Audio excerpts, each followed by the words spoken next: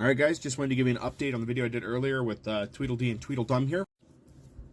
Alright, the girl did do a video, it was 3 days ago, she got an update out, and I covered most of the information that's out there for it, as that they'd kind of already identified these people and that law enforcement was going to be able to do much. And it is true to that, since there was no clear image of a weapon of any kind, law enforcement really can't do anything. As she described, it's a he said, she said situation, so kind of stuck there, which I figured was going to happen. It's unfortunate, but Colorado has very specific laws on, you know, menacing and felony menacing. So filming is always important. Anybody trying to discourage you from that is wrong. You should definitely always film these things if they're happening. But she's aware of her rights. She's indicated she does have methods to defend herself, but it would not have applied in this case. She's very knowledgeable about her Second Amendment rights, what she can and can't do within Colorado. So I applaud her for that, and I do feel bad because even with that, she's still kind of helpless at a point, which really, really sucks. But here's what you can know. Is people like this that do things like this, they don't just do it once, they do it again, and the way that he was smiling and who he knew and was emboldened, so he's going to do it again. So if you're in that area, as far as I can tell from the video, it's Westminster, some people are saying Centennial, some people saying Arvada.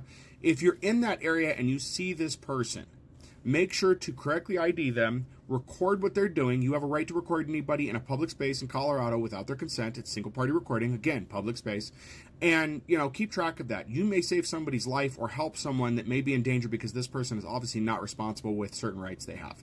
So be sure to get that information and then have that. If you're not comfortable getting it, you know, anywhere and you encounter that, get it to me. I'm one of those people you can send that to, and I will ask you some questions about context. I will post it here without it being linked to you and then direct you on what you should do, whether it's contacting law enforcement if you haven't already, and whether or not you should be, you know, submitting it to PD, which you generally should. And I can help you with that and guide you through that, because I know it is scary. She was still frightened and she was able to protect herself, but didn't have the right to in that situation, which is really, really discouraging.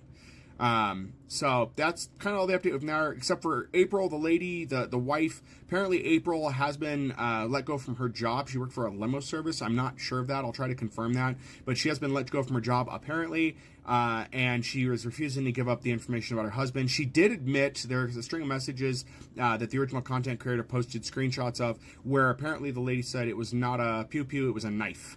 It doesn't make it any better. That's still felony menacing under Colorado statutes because it is a weapon with intent to harm. But again, you have to have proof of that. That's where it's very difficult. So that's where things are standing. Again, these people are going to act like this again, considering they didn't face anything but online backlash and maybe a job loss. Now that lost, they're just going to feel more emboldened to do these things. So please stay safe. Keep your eyes out for them. Again, as a community, whether you're here where I'm at in Colorado Springs or you're up in the northern tip of the state, if you see things happening, say something, get video of it and protect those around you, especially those that are vulnerable. They need the help.